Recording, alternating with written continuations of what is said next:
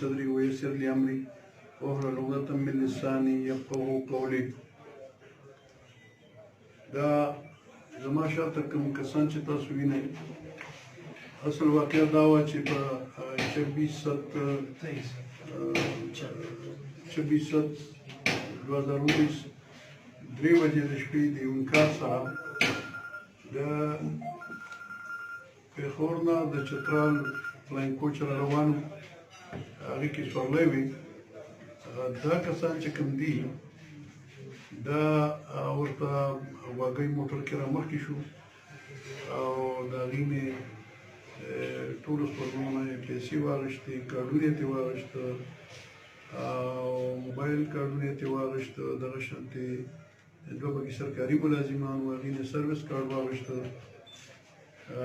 دا بیا موږ ته اطلاع وشوله او د اطلاع سره سره پولیس په ایکشن کې راغی. زه خپله باندې هم راووتم نو موږ ته دا انفارمیشن وو چې هغه دې کې دا واګۍ استعمال شوې ده او دې واګۍ پسې دې موټر کار پسې موږ کوشش وکړو دا موږ ریکور کړو. کله چې موږ یو کس ونیو ورسره بیا د نور متعلق انکشاف هم وشو. نو دا تاسو ګورئ دا اسناد موږ برآمد کړي ده، دا پیسې موږ برآمد کړي دي.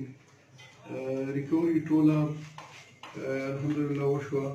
په دې کې یو کس فتح الله ورپېپتو دا د وړی دی او سعید الله کاشف امجد علي او محمد زیب دا د ویډیو وړ دی. نو دې کې موږ لګیا یو مزید هم پیشرفت کوو. ہو سکتا ہے دا نور هم په دې کې چې کوم امدادیان چې هغه دا هم کیدای شي چې دا د پولیس خلاف هم یو څوک سمجسګي وي دا چې کوم وړاندې څه واقعات روان وو په دې ویډیو کې. نو موږ په دې باندې هم کار کوو او انشاءالله چې ملوث کوم کسان پکې راغلل هغه به موږ نه پرېږدو، هغه موږ د قانون دایرې ته انشاءالله راولو.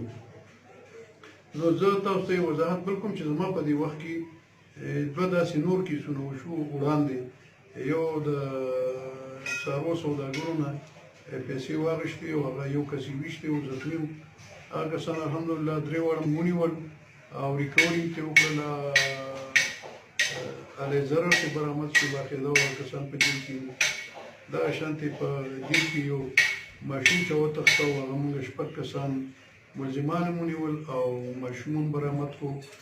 نو دا درې داسې کیسونه وو چې الحمدلله 100% درې واړه کامیاب شو. او زه چې کوم جرم پیشه شرپسند بدخون خلک دی نو زه ورته دا یو تاسو د میډیا په ذریعه زه دا وایم چې انشاءالله کومه پورې دا ډیپیو موجود انشاءالله تاسو به کامیابي وینه او تاسو به ذلیله کېږئ انشاءالله او تاسو به د جیل دننه یې او موږ به د یو ته په هر صورت باندې امن ورکوو انشاءالله.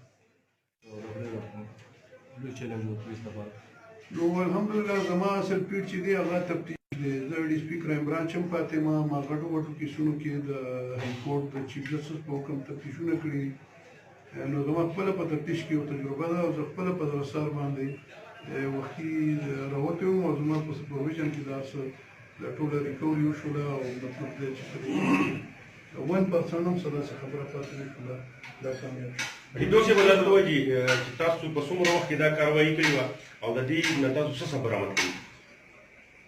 موږ خو دا پرونه پورې متواتر دا پرون چې دی ټوله برآمدګي وشوه او دا تاسو مخامخ دي، دا پیسې هم پرتې دي، دا کارډونه پرتې دي، د سپرلو نه چې کوم موبایل یې اخیستی وي هغه هم پراته دي او دغه شان د دې نه چې دی ریفونه او پنس چې ورته موږ وایو وسله هم ترې برآمد شوله کوم په ذریعه باندې چې دي هغه په حراس پیلاوه خپل کار یې کړی. صحیح تاسو څه ګڼئ چې دا کوم ګروپ تاسو نیولی دی دا صرف هم په دغه یو کیس کې ملوث دي که نه نور هم داسې کوم واردات شوي دي چې هغې سره د دې لینک شته دی؟ چونکې دا د بي بي وړ دي نو موږ په هر لیول باندې ګورو چې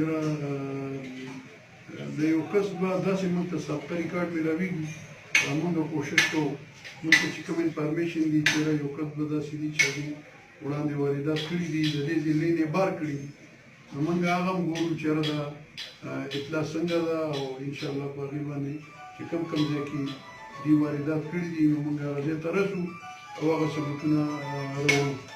دلته وړاندې چې کړي ان شاء الله به اوس په ریکارډ باندې راځي. دا کوم واردات چې شوي دي په دې کې هم دا کسان ملوث دي که د دې نه علاوه نور هم څوک کېدای شي؟ نو ما تاسو ته وی چې دا حاج یا په دا بیبي ور کې کوم د پولیس خلاف یو شی جاری وو، نو هغه تاسو ته پته ده او کسان هم د یو نه علاوه د بیبي ګور دي. موږ په دغه لیول هم ګورو چې کېدای شي دې سره چاته د چا چې لاس وي ان شاء الله وښکاره کېږي. هغه موږ د موبایل ډیټا نه هم ثابتوو ان شاء الله چې دې سره د چا رابطې وي. موږ صرف هغې ته ګورو چې موږ ته موبایل ډیټا په لاس راشي.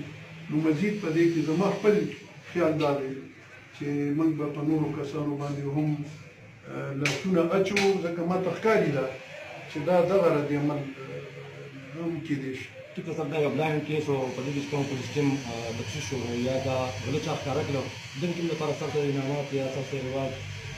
دا بالکل هغه چې څوک ښه کار کوي هغې لپاره باقاعده زه دعا کوم او کیس فلحال کامیابۍ طرف ته انشاءالله روان دی. دا مناسب موقع باندې ولیکل نور علام جي د ډسټرکټ په کرایم په حواله باندې تاسو چې اقدامات کړي دي دا لکه رڼا واچوئ.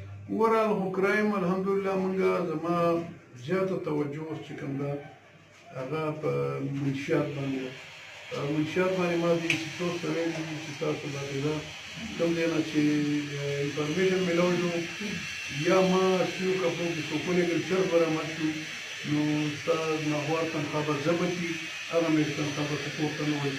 دوباره که داسې انفارمیشن لرې نو بیا به ستا ریواج شوي. دا مختلف سزاګانې په دې کې زه ګزاره نه کوم. او دویم ما انسټیټیوټ ته ویلي دي چې په کوم ځای کې یو سړی زخمي شو یا یو قتل وشو نو زه به تاسو نه دا تپوس کوم چې یاره په دې کې تاسو جرګه مقرر کړې وه او که نه وه. نور الحمدلله هغه داسې څه کرایم پاتې نه شو. د دې 875 راجینامو په وجه باندې الحمدلله زمونږ د قتل اقدام قتل هغه ریټ ډېر زیات کم شو په دې کال کې او بالکل ماینس ته ډاون ته روان دی. بعضې داسې ځایونه دي چې لکه وزیرستان کې به څوکۍ ویلم قومي ذمهداري ما هغې ته دا ویلي دي چې موږ کوم ځای کې کرایم وشو تاسو به سره د وسلې ماته حواله کوئ. ستاسو چې لس خبرې مو ومنلې نو زما دا یو خبره ومنئ.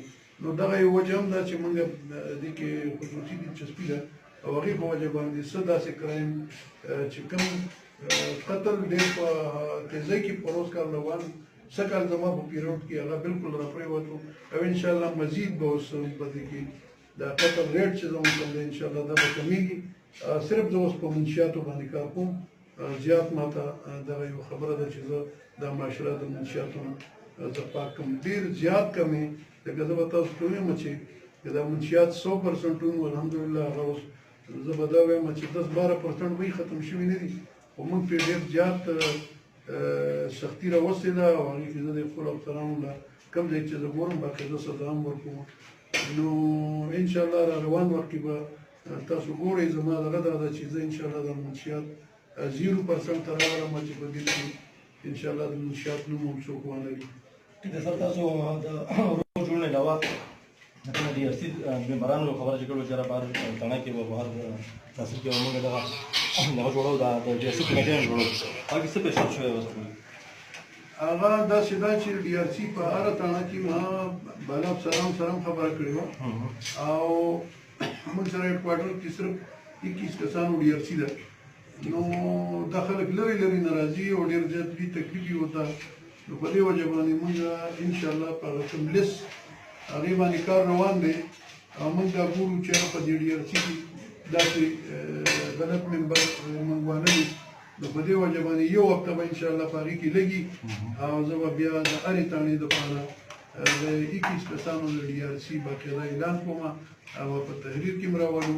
هرې تاڼې ته به زه ځم بهتر ډي ار سي ممبرانو سره به زه میټینګ هم کوم او په دغه به یې پوهوم چې را روان وخت کې به زمونږ کار څه وي او موږ به څه کوو تربیات به زموږ څه وي. تھینک یو سر.